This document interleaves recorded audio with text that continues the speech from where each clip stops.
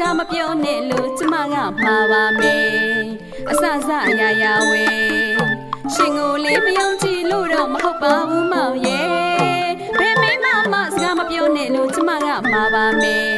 အစစအရာရာဝဲ